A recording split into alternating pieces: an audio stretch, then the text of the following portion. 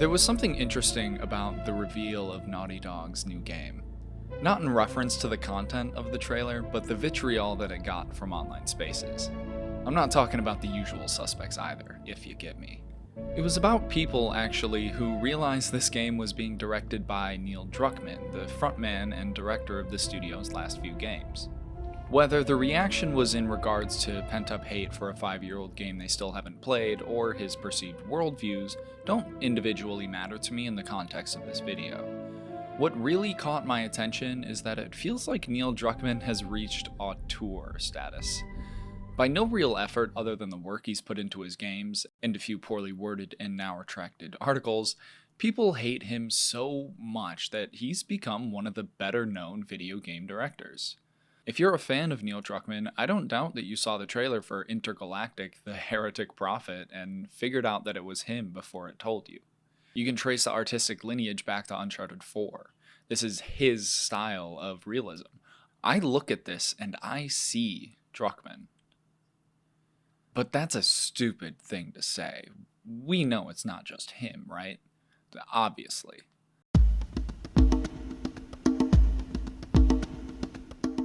Naughty Dog games are created by hundreds of people putting in years of work, some of which are crammed in towards the tail end of production. Druckmann writes and directs, which means he does have the final say on what the game ends up being in a lot of ways. And whether you like him or not, the games are excellent in a way that no other studio can really replicate. But would that make him an auteur? When you think of auteurs in the game space, you probably think of Hideo Kojima, Todd Howard, Ken Levine, individuals whose creative visions shine through the work that dozens or hundreds of people are directly responsible for. And that, in and of itself, is an issue, because if the game is good, then that one person takes all the credit. But if it's bad, or maybe even good, but just controversial, then that one person will still take the brunt of the credit. Kojima, Howard, and Levine directed some of the most popular and influential video games of the last 20 years. They didn't make the games themselves, but their creative vision is ultimately funneled through the production and is immediately recognizable, either in parts of or encapsulating the final product. It's hard to deny the very specific style any given creative brings to the games they direct, ones that are normally followed by poor, lazy entries in their series once they're gone. It's not just one or a collection of choices that make an auteur's work stand out. It's a design language, a common denominator, one you can trace back. So where does Druckmann fall in all of this? I'll be the first to admit that I'm not a hardcore Naughty Dog fan. I've played a couple Crash games, the first Jak and Daxter as a kid, and both Last of Us games out of order. I miss the generation where Neil Druckmann really started getting his foot in the door as a designer on the first two Uncharted games.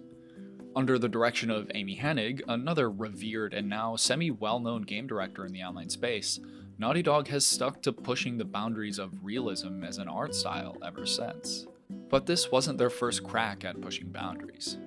During the development of the original Crash Bandicoot, Naughty Dog co-founder Andy Gavin found one way to push the PS1 to its limits by hacking the machine and using walled-off chunks of memory normally reserved for the system functions and using it for the game. Jak and Daxter on PS2 was one of the first and only titles of its time to have 0 loading screens in its entire open world. The tricks we had to pull, and how many times we had to change and fix things to get that working. We might have overachieved, to be honest. So Naughty Dog is no stranger to pushing the limits, and has since been one of the most famous studios in the industry for doing so. As time has gone on, and as gaming hardware has become a little more ubiquitous, this push towards constant innovation and cool development tricks and whatever is starting to become less common. There is a lot of speak about video games today being less interesting because of the lack of limitations, and I can't help but agree in a couple ways. Creativity is born within the walls of limitation, which sounds weird given the machines we have now theoretically allow boundless amounts of it. This feels like one reason Naughty Dog has gone down the path they have been, this pursuit of realistic graphics and making their characters feel as close to real as they possibly can. Druckmann has talked multiple times about how Sony gives the studio the time, money, and creative freedom to make whatever they want. This is a rare trait for a game development company under a massive corporation to have, especially when that time ends up costing hundreds of millions of dollars. With this freedom they're given, Naughty Dog only has one job: make the best, most impressive game the world's ever seen, and then do it again, but better. Blessing and a curse, right? Personally, I think this expectation, equally from suits and fans, is a hindrance to the studio's creative output. It does feel like their own fault in a few ways, but regardless, it feels like they can't deviate too far from what they're doing, on a gameplay front at least. So, they push boundaries in another way. Neil Druckmann, since his directorial debut in 2013, has always shown his strength in writing. Just about every person you ask about The Last of Us' story will say that they love it. It's one of the most popular and resonant video game stories for very good reason, and Druckmann is credited as the creative director. At that point, Neil was undeniably a talented and hard-working creative, and that run didn't stop. Him and game director of The Last of Us, Bruce Straley — there's a difference between game and creative director, I guess — teamed up again to lead the development of Uncharted 4. Druckmann had a co-writer named Josh Scher, among a couple other writers credited with minor roles. This is an important little fact that we'll come back to. As far as I can tell, apart from not having experienced it, Uncharted 4 was an unequivocal success. Maybe even their best game yet. And you know what that means. Like I said before, the expectations placed upon Naughty Dog makes me believe that they're pressured to push boundaries in ways that don't push the actual video games they make forward in the way I know they can. So how do you make a sequel to one of the most beloved video game stories of all time? You destroy it. It's hard to get me to really like any specific video game story. A lot of the time I'm just skipping cutscenes to get to the shit I actually care about. I couldn't be objective about the original Last of Us because 1, I played it after I played the sequel, and 2, I'd been online for so long post-release that I just got spoiled on everything eventually. I'm not mad about it, it is what it is. I'd been spoiled on the big thing everyone was mad about Part 2 for, and because I had no personal attachment to the character, I didn't really care about that specific death.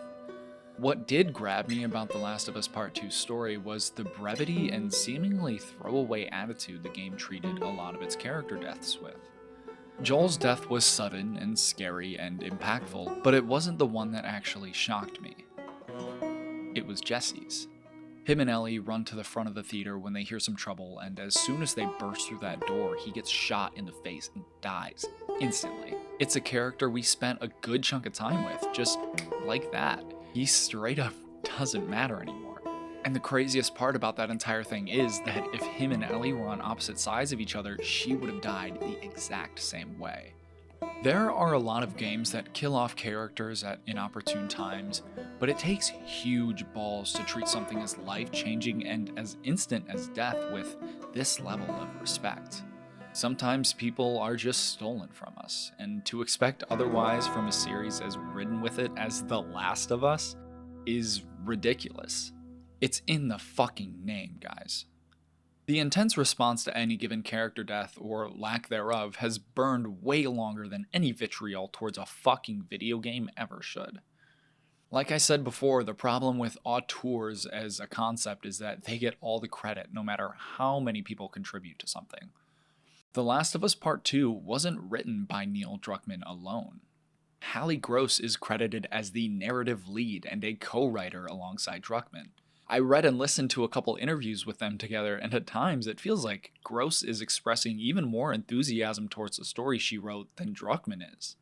Well, probably because And that was the lowest point in my life. From the sounds of it, Druckmann had the outlines of the story ready to go, and Gross came in to fill in all the details and eventually helped make big changes to those outlines. And I'm like, okay, cool. And he pitches me sort of the temple beats of what he wants for the story, and he shows me some character designs for Abby, and I'm like, oh my god, that's so cool. I'm in. So what kind of a commitment are you looking for? And he was like 2.5 years. And I was like, what? Are you fucking nuts?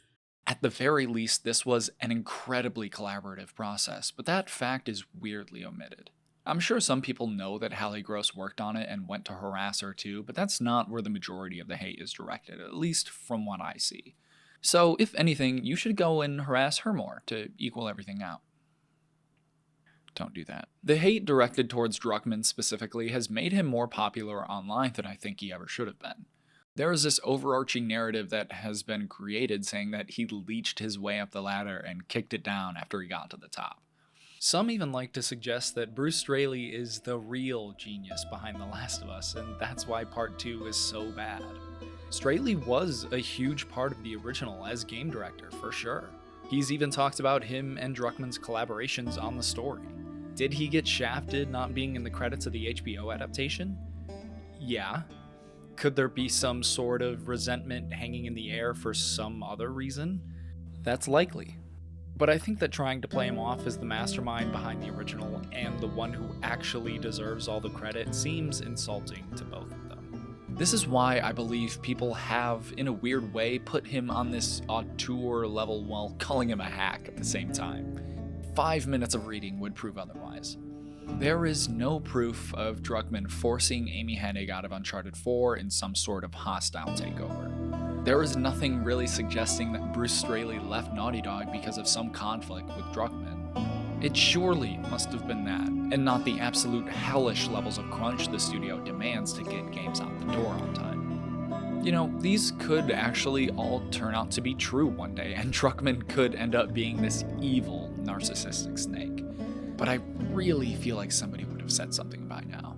This is just a guy with a wild job. A little pretentious? Yeah, I'll give you that. Is he an auteur? No. The weird pedestal he's being placed on by haters or fans feels unearned either way. By all accounts, he's a good director that makes great games, but the game's design language or unique creative sensibilities or whatever you'd call it, and the studio's push boundaries philosophy has been ingrained in the studio's culture for a very long time. Druckmann's direction is just the latest form of that. Any auteur's involvement in a project is damn near absolute, but that vision is contrasted by problems like poor management, crunch, and ruthless perfectionism. Ken Levine has been outed on this front and has personally admitted to it. I will iterate on something past anybody's sanity, you know? I have an obsession for detail. I am sort of this tireless obsession with details, and it drives people insane. It's one reason why Judas is taking so goddamn long, and Godspeed to Ghost Story Games, but Jesus Christ, man.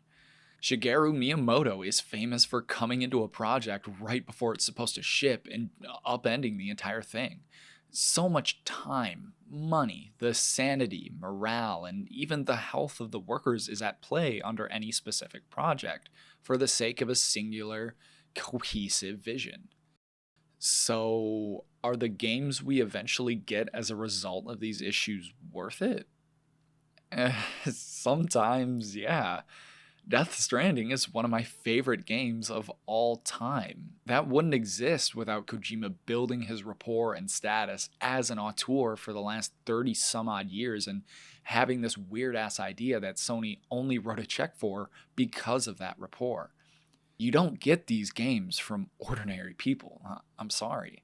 And as a fan of video games and cool new ideas, we desperately need to keep the art form interesting. But I won't ignore the very obvious problem that faces people on the ground floor. I don't know how to really solve this problem. You can take a slower, smaller scale approach to development to mitigate the issues those workers can potentially face, but then you get games like Judas, which has been in development for 10 years, and we, as players of these games, don't really want to wait that long, do we? Not to mention, our favorite creators don't live forever. Todd Howard is old, Hideo Kojima is old, Amy Hennig is old, Ken Levine is old. Shigeru Miyamoto is really old, and he's been out of the game for a while now. The industry at large is also facing its own retention problems that filter out these potentially excellent creators before they can even see a game to the finish line. That's a conversation for another time. In my eyes, Neil Druckmann just hasn't earned this title. He's a popular director, sure, he's directed great games, But from everything I knew about Naughty Dog prior, the research I did for this video didn't really change the way I imagine them functioning. A lot of problems they have as a company has roots that go way deeper than Neil Druckmann's tenure as the guy in charge of it all. And personally, when I think auteur in video games, I think of more unique stuff. That doesn't line up with the exact definition of the word, but I don't think people connect that descriptor to games that are ultimately pretty bog standard gameplay experiences. Naughty Dog games are insanely polished, blockbuster experiences with great stories and true-to-life characters. I found enjoyment from their games partly for this reason. The way their games feel to play is exceptional.